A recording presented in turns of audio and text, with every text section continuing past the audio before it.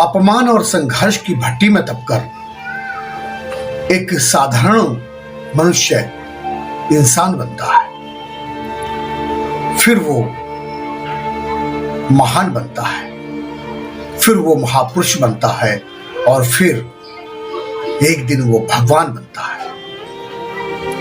ऐसे उदाहरण पूरे संसार में आपको मिल जाते हैं। संसार के जितने भी महान लोग हैं सब किसी न किसी वजह से अपमानित हुए हैं, हालात और परिस्थिति के कारण, व्यवस्था और सिस्टम के कारण, मान्यताओं के कारण और एक्सीडेंट के कारण। एक ऐसा नाम जो विकलांगों के लिए, अपाहिजों के लिए एक जीवन का आधार है। जो लोग नॉर्मल हैं, जिनके हाथ पैर हैं और आलसी हैं और जीवन में सिर्फ और सिर्फ जो समस्या देखते हैं, उनके मुंह पर एक करारा तमाचा है।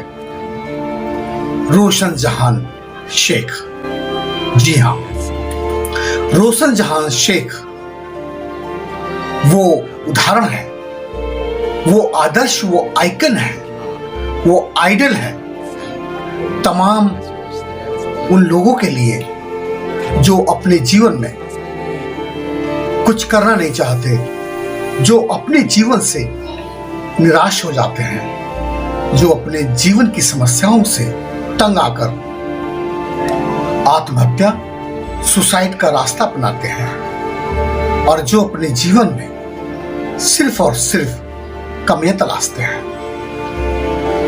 कुछ करने के लिए एक भी बहाना नहीं और जिन्हें कुछ करना नहीं उनके लिए बहाने ही बहाने हैं। मुंबई लोकल ट्रेन में एक लड़की सफर कर रही होती है। लोकल ट्रेन का जो सफर है मुंबई का, वो बहुत तकलीफों भरा, बहुत कष्ट के साथ लोग सफर करते हैं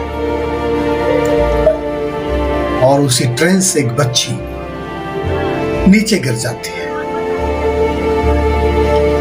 और 12 डब्बों की ट्रेन उसके पैरों के ऊपर से उतर जाती है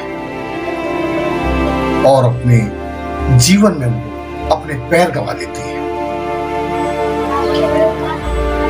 उसके सारे सपने टूट गए। उसे एक पल लगा कि वो कहीं सपना देख रही है, लेकिन सपने से वापस आई और वो एहसास हुआ कि वो अपने पैर खो चुकी है। एक तो गरीबी और दूसरे शरीर ने साथ छोड़ दिया। वो टांगे गंवा बैठी। वो वहां पे चीख रही, चिल्ला रही थी, लोगों से मिन्नतें कर रही थी। उसके पास सेल फोन नहीं था। डायरी में से निकाल के लोगों से ये निवेदन कर रही थी कि प्लीज मेरे माँ बाप को खबर कर दो, लेकिन भीड़ में से एक भी आदमी निकलकर उसकी मदद नहीं करता।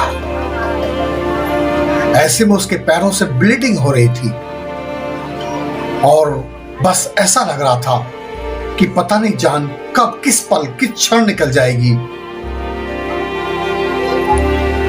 लेकिन उसके सपने, उसकी आंखों के सामने, जो उसने सपना देखा था, उसकी आंखों के सामने, उसके ब्रेन स्क्रीन पर वो सपने तार तार होते हुए नजर आ रहे थे। लेकिन शायद सपने की उम्मीद ने, एक मकसद ने उसको मरने तो नहीं दिया।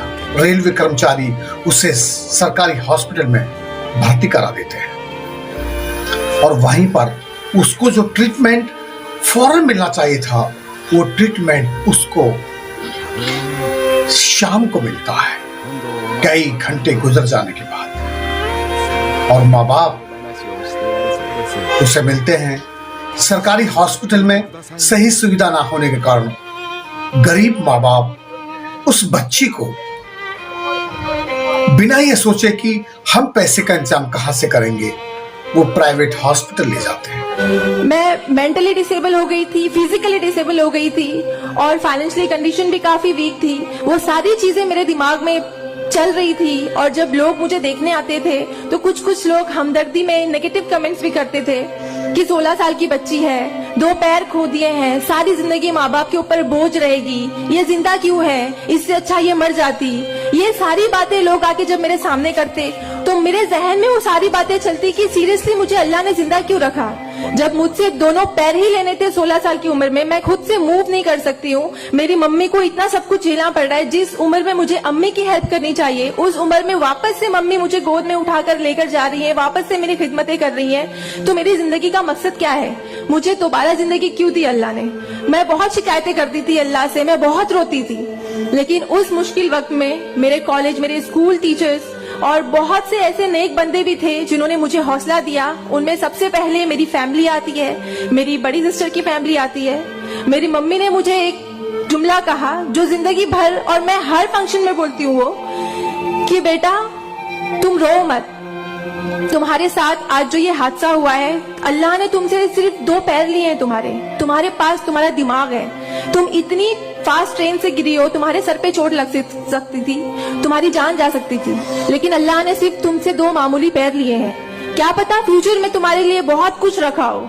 तब मुझे बातें उनकी समझ नहीं आती थी, लेकिन अल्हम्दुलिल्लाह अल्लाह का लाख शुक्र है कि आज इस मौके पर जब लोग मुझे एज अ इंस्पिरेशन समझते हैं, एक आइडियल करते हैं, तो मुझे समझ में आता है कि मेरी अम्मी सच बोलती थी कि हौसला रखो, सिर्फ 2 टांगे कही है। आज मैं जब अपने प्रोस्थेटिक लेग से चलती हूँ तो लोगों को पता नहीं चलता कि मेरे पास 2 पैर नहीं है, मेरा एक पैर थाइस के पास से नहीं है, दूसरा नी के पास से नहीं है, बट लोगों को ये अंदाजा नहीं होता है। तो बस मेरी अम्मी ने जो एक बात कहा था कि अल्लाह पे यकीन रखो बच्चा, तुम्हारे साथ जो हो रहा है और जो होगा वो सब अल्लाह ने प्लान किया हुआ है, तुम बस हिम्मत मत हारो कभी भी, और बस डटे रहो अपने जुनून के पीछे कि तुम्हें डॉक्टर बनना है। तुम्हारी 2 टांगे नहीं तो क्या हुआ, तुम्हारे पास दिमाग है, तुम ज़हीन हो, तुम आगे बढ़ो।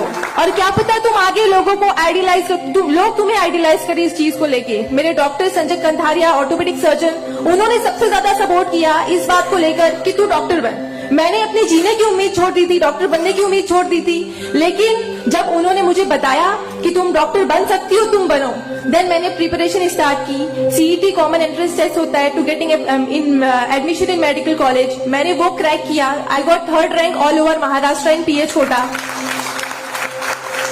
एंड आफ्टर दैट मुझे बहुत खुशी हुई कि मैंने 3rd रैंक क्लियर किया है। Now I got admission, I will get admission in MBBS। But वहां पर भी एक प्रॉब्लम थी मेरे लिए कि मुझे डिसेबल परसेंटेज 89% डिसेबल हूं मैं, और मेडिकल में एडमिशन के लिए 40 to 70 there is a criteria to get admission for MBBS। मैं मोर देन 70% डिसेबल हूं, ये कहकर मुझे उन्होंने डिनाई किया कि आप एलिजिबल नहीं हो, आप MBBS में एडमिशन नहीं ले सकते हो, आप डॉक्टर नहीं बन सकते हो। तो उस बात को लेकर मैं बहुत डिप्रेस हो गई। देन मैंने वापस अपने डॉक्टर से हेल्प मांगी, उन्होंने मुझे एक मशवरा दिया कि आप हाईकोर्ट जाओ, बॉम्बे हाईकोर्ट।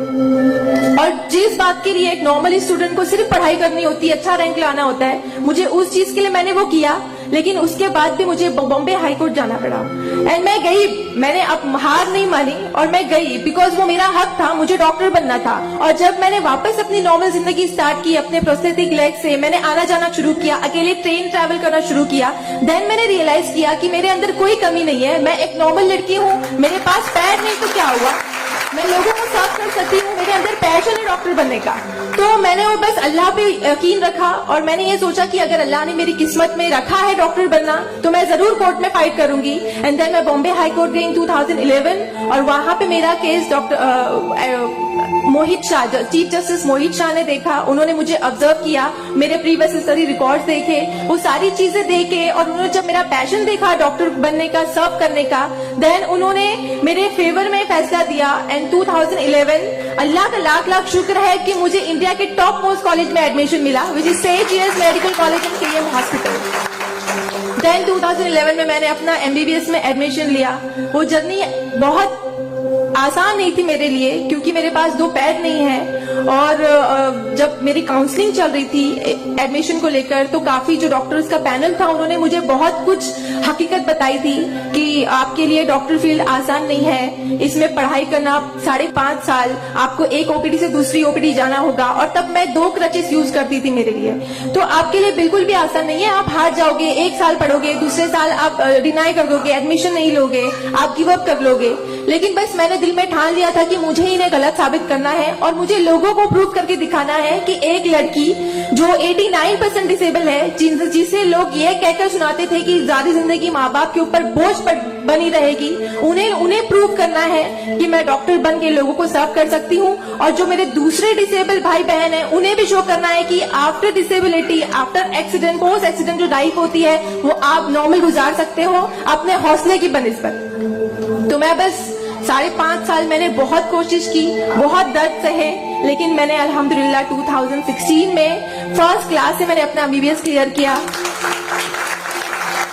और इस बात को देखते हुए मुझे बहुत खुशी होती है, इस बात को बहुत प्राउड मोमेंट था मेरे लिए कि इन 2016 ऑन वुमेन्स डे 8 मार्च मुझे बॉम्बे हाई कोर्ट में फेलिसिटेट किया गया, जो एक हिस्टोरिक मोमेंट था वहां पर कि आउटसाइड से किसी को उन्होंने फेलिसिटेट किया।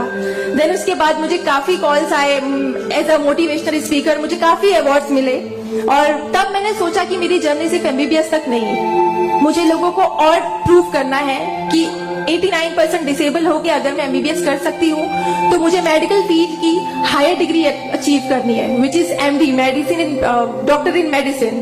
देन मैंने उसके लिए भी कॉमन एंट्रेंस टेस्ट दिया and again I got third rank in all over Maharashtra. और यहाँ पर भी देन अगेन उन्होंने प्रॉब्लम क्रिएट की मेरे लिए। After completing my MBBS with flying colours, उन्होंने वापस मेरा मेडिकल एडमिशन डिनाई किया कि आप नहीं कर सकते हो because you are 89% disable. Then मुझे एक बहुत हम्बल इंसान मिले, member of parliament Kirit Somaiya sir, उन्होंने फौरन से मेरी एप्लीकेशन सेंट्रल हेल्थ मिनिस्टर के पास लेकर गए और वहां से विद इन 2 days ये जो क्राइटेरिया है 40 to 70% डिसेबिलिटी का मेडिकल में एडमिशन के लिए, this is a 20 years old clause, और विद इन 2 days ये क्लॉज चेंज करवाया उन्होंने बिकॉज ऑफ माई एप्लीकेशन।